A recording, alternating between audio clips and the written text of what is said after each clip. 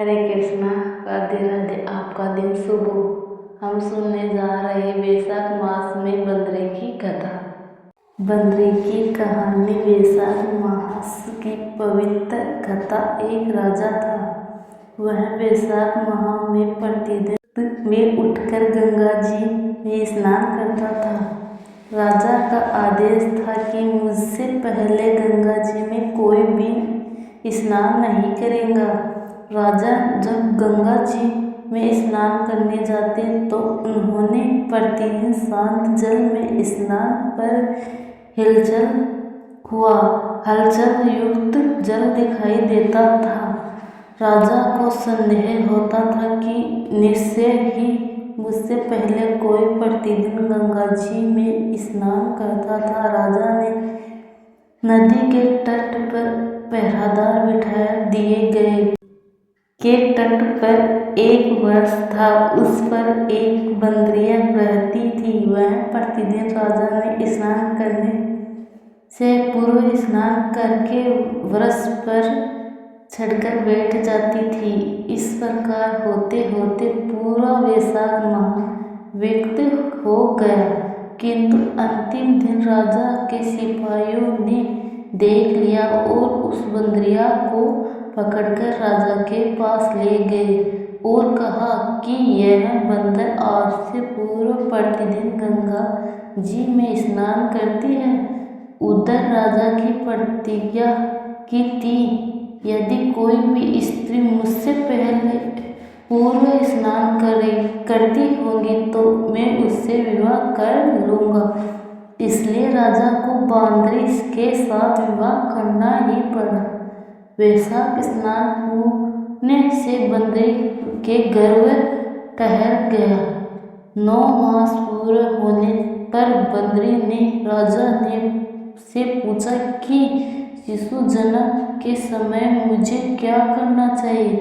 तब राजा ने महल में एक घंटी लगवा दी और बंदरी से कहा कि जब भी तुम्हें दर्द हो तो इससे बजा देना, संपूर्ण प्रबंध कर दूंगा। राजा ने अन्य रानियों भी थी, उनकी कोई संतान नहीं थी।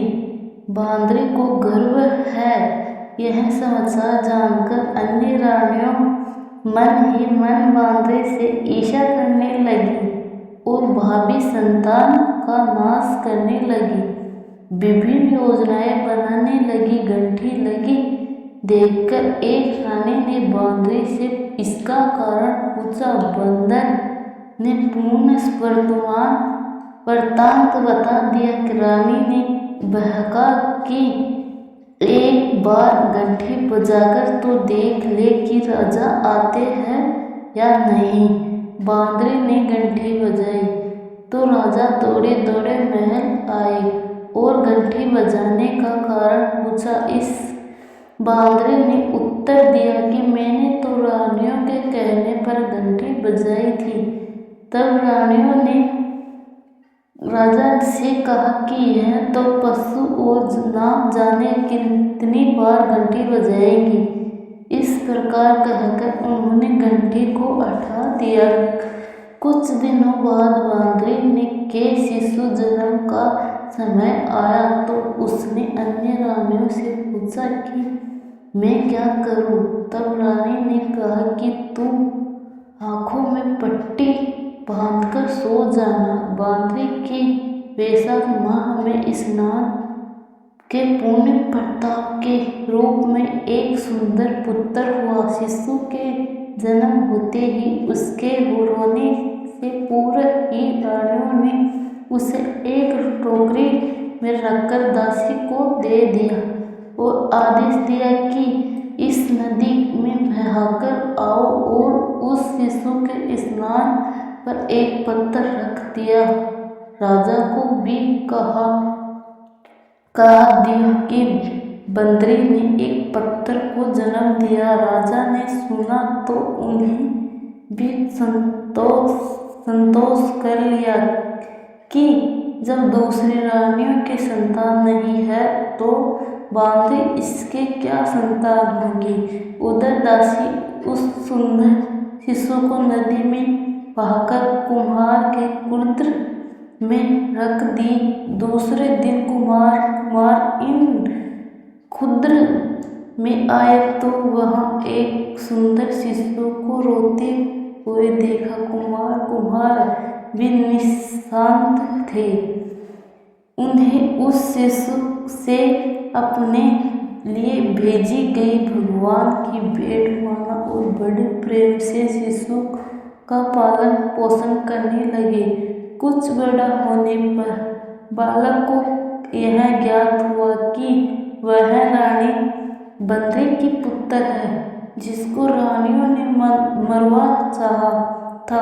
एक दिन वह बालक कुम्हार के बनाए हुए मिट्टी के हाथी घोड़े लेकर पनघट पर जा बैठा और दासियों को देखकर कहने लगा कि आओ रे मेरे मिट्टी के हाथी घोड़े, पियो रे पानी। जब दासियों ने यह बात सुनी तो वह हंसने लगी और बोली, अरे मूर्ख, कभी मिट्टी के हाथी घोड़े भी पानी पीते हैं क्या?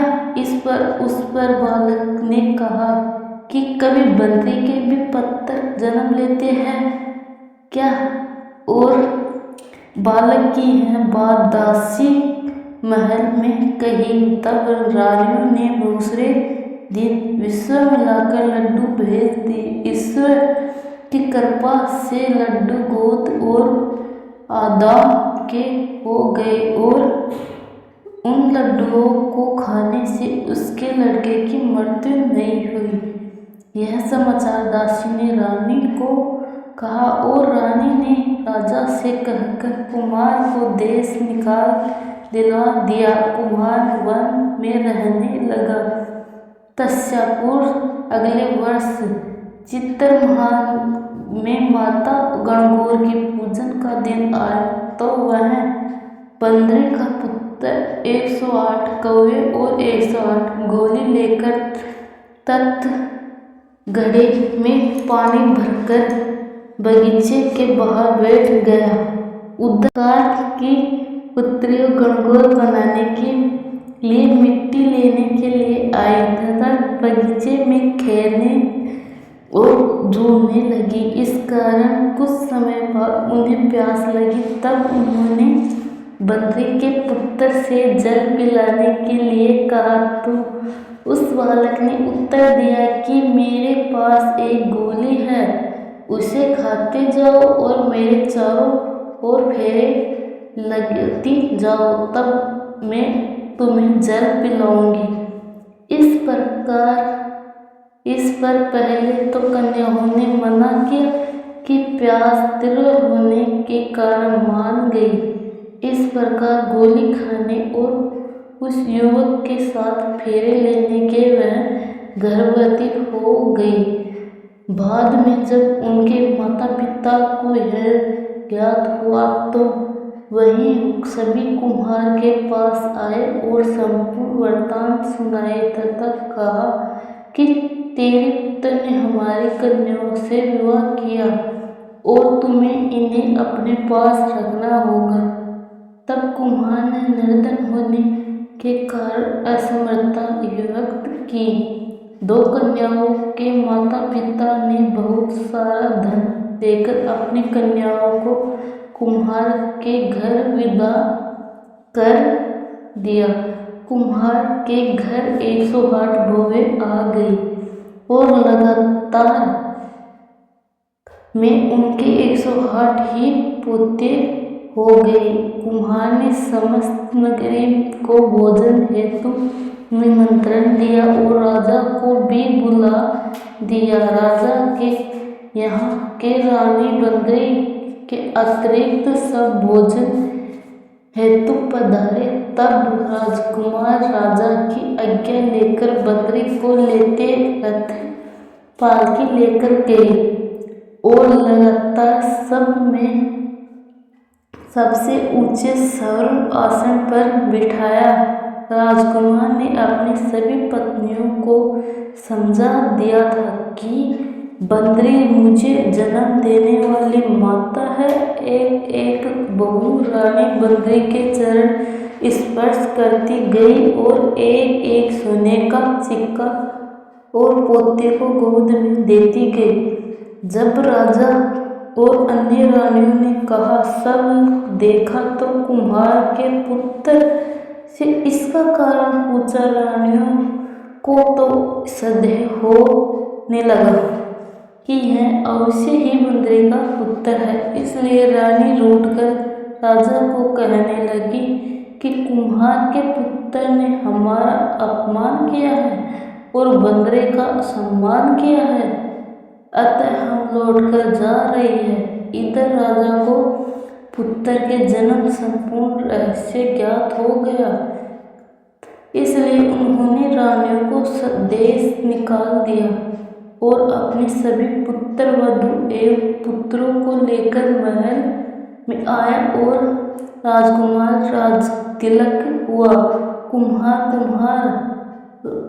कुम्हार को राजकुमार ने महल में रहने के लिए निवेदन किया, किंतु वह नहीं माने। तब राजा ने उन्हें ढेर सारा धन दिया। वैशाख स्नान का इतना महत्व है तो सबको वैशाख स्नान करना चाहिए। बंदरी ने वैशाख स्नान किया तो उसे राजा का राज्य पुत्र बहुत अधिक प्राप्त हुए। इस वजह से बंदरी को पुण्य मिला। इस प्रकार हमें भी पुण्य देना चाहिए।